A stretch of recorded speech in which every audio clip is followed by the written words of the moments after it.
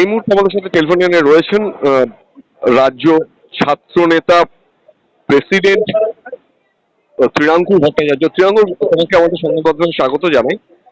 কল্যাণ বন্দ্যোপাধ্যায়ের এ ধরনের মন্তব্য, দেখুন, আমি এই বিষয়ে আমি বলি আপনাদের, এই বিষয়ে নতুন করে কিছুই বলতে চাই না। তিনি একজন সিনিয়র ব্যক্তিত্ব, তিনি বহুবারের সাংসদ এবং তিনি সিনিয়র লিডার এবং তিনি প্রায় তার রাজনীতি এত বছর ধরে করছে। তিনি হয়তো প্রেস কোয়ার্টারের রাজনীতি করছেন। আমি এখন রাজনীতি আমার সবই শুরু হচ্ছে, তো আমি যদি এত একজন বলিষ্ঠ লিডার নিয়ে কোনো বক্তব্য করি সেটা সমীচীন হয় না। কেন, আমি আলটিমেটলি একজন স্বাস্থ্য প্রতিনিধি। আমি কামনা করি তিনি ভালো থাকুন, সুস্থ থাকুন।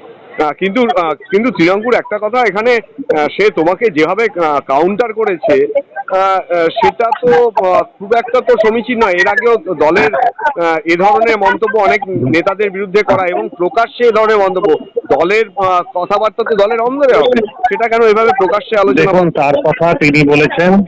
আমি আমার ক্ষেত্রে মনে করি আমি একজন ছাত্র প্রতিনিধি, তো সেখানে আমার দলের শৃঙ্খলা আমার কাছে আছে। আমি আমার মতন করে নিশ্চিতভাবে আমি বিশ্বাস করি যে দলের মধ্যেকার কথা আমি যদি কোনো বক্তব্য থাকে আমি দলের মধ্যে জানাবো। এবং তিনি সিনিয়র লিডার, তাকে কোনো রকম প্রকাশ্য মিডিয়ায় তিনি বলেছেন বলে আমার বলা উচিত বলে আমি মনে করি না। এবং আমার নিজের যা ভূমিকা সেটা নিশ্চিতভাবে দল দেখেছে, দল জানবে।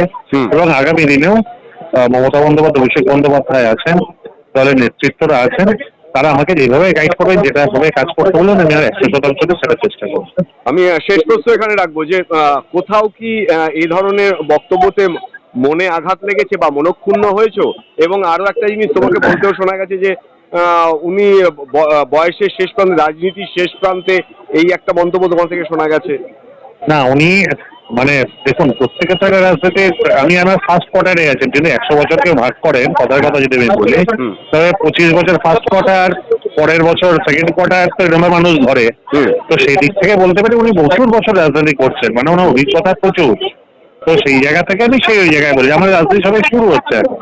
তো ওনার সঙ্গে না কোনো রকম ভাবেই ব্যাখ্যা করতে আমি চাই না। তবে এই জায়গায় কি কোনো রকম মনক্ষুণ্ণ বা দুঃখ হয়েছে? যে একদমই নয়। দেখুন, আমরা যারা রাজনীতি করি তারা এইসবে অভ্যস্ত হয়েই থাকি এবং তারা এই ব্যাপারগুলো যত স্বাভাবিকভাবে নিতে পারবো ততটা ভালো হবে বলে আমি মনে করি। সিনিয়র নেতৃত্বকে কি এ নিয়ে কোনো কিছু জানাবে বা কিছু? দেখুন, সেটা আমার ইন্টারনাল ম্যাটার, সেটা নিয়ে আমি মিডিয়াকে কিছু বলতে চাই না, কেন সেটা আমার দলের শিষ্টাচারের বিরুদ্ধে।